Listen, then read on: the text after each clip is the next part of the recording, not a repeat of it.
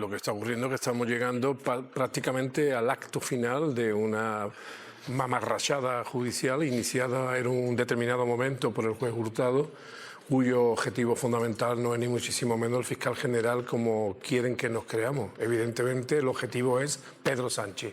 Es una maniobra de desestabilización institucional, y no solamente contra el fiscal general del Estado, sino contra la propia esencia de lo que debe de ser la Fiscalía General del Estado, la separación del poder, de poderes y el respeto desde el poder, en este caso judicial, a una institución como la Fiscalía General del Estado. Yo creo que es un caso, en mi opinión, clarísimo de guerra judicial o de lawfare, que yo diría, según los antecedentes del señor Hurtado, yo diría party-fair, es decir, una guerra de una persona muy implicada en un determinado partido político y que está solucionando o pretende solucionar por la vía judicial la incapacidad del partido de sus amores por hacerle una oposición que pueda dañar al gobierno de Pedro Sánchez, el gobierno de coalición.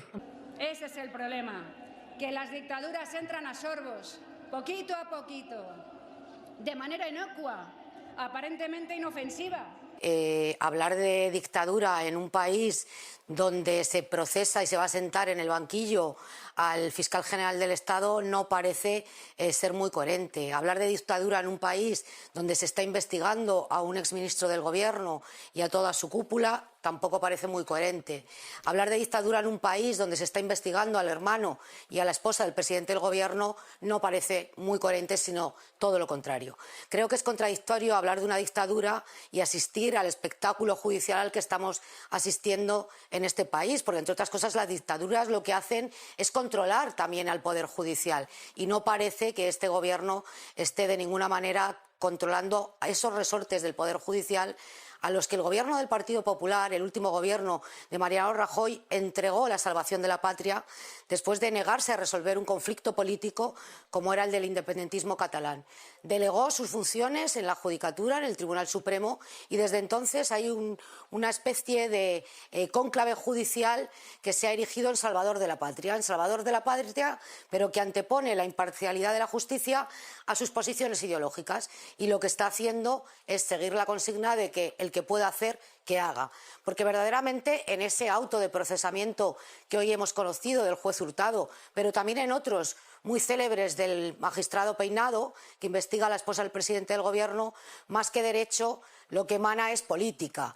No hay un solo indicio, no hay un solo dato que justifique lo que dice el juez.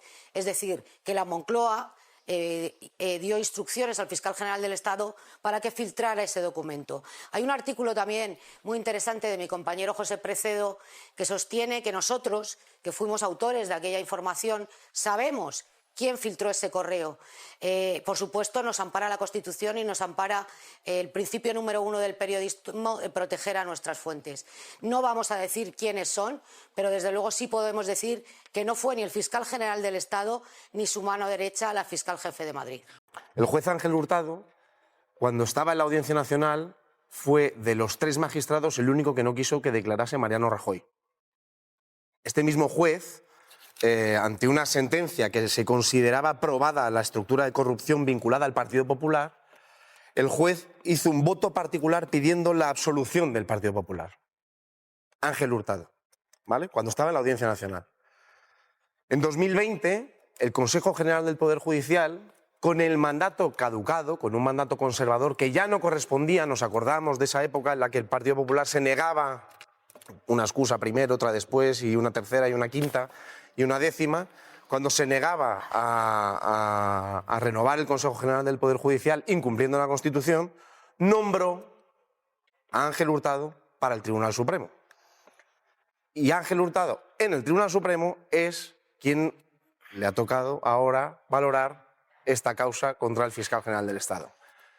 Bueno, no estoy diciendo nada más, que a mí todo esto me preocupa mucho. El señor Bárcenas manifiesta que quien recibía los sobresueldos eran el presidente, el secretario general y los vicesecretarios. La pregunta no es pertinente. Otra pregunta.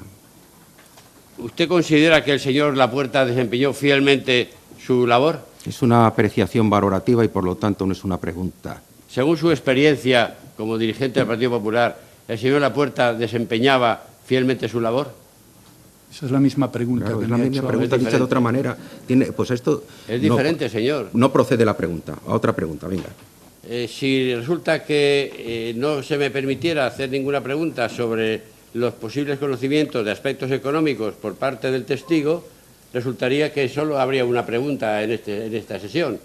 Porque en cuanto él diga, como en definitiva todo se traduce en aspectos económicos, aquí no estamos enjuiciando ningún aspecto político, estamos enjuiciando aspectos económicos.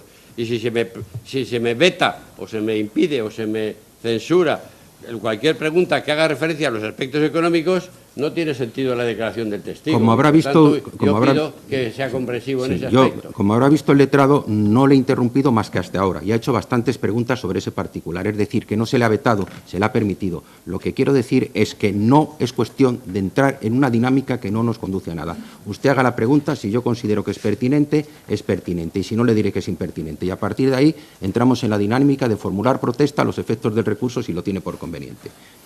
¿Está usted de acuerdo con la nulidad del proceso pedida por el representante procesal del Partido Popular? Pues no es pertinente porque es un problema de pura técnica jurídico-procesal que tendremos que ver cómo lo resolvemos incluso hasta nosotros. Por lo tanto, la opinión del testigo creo que no es necesaria. Es un testigo cualificado.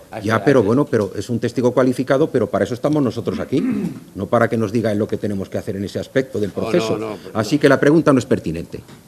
Debido fundamentalmente a que al lado del juez Hurtado había dos magistrados que opinaron lo contrario que él, con lo cual, entre tres magistrados, dos a favor de una sentencia donde el PP fue condenado a partícipe del título lucrativo y Hurtado dijo que no.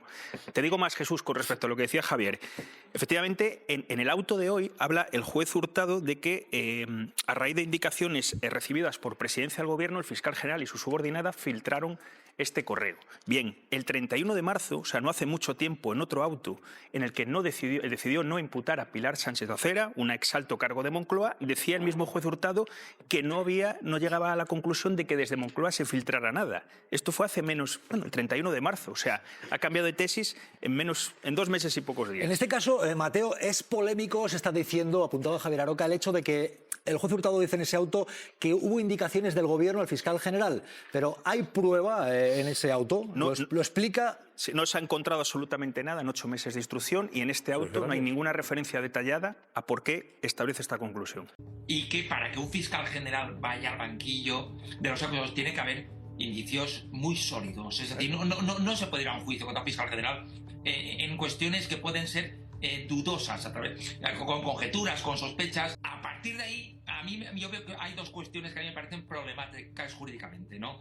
En primer lugar, el auto arranca con una frase. A raíz de indicaciones recibidas desde la Presidencia del Gobierno, el fiscal general se activa y acaba cometiendo un delito. Yo he dictado muchos autos de procedimiento abreviado y sé muy bien que lo primero que pongo en la descripción de hechos punibles es lo que más se va a leer y no sé si lo más relevante, pero es muy importante.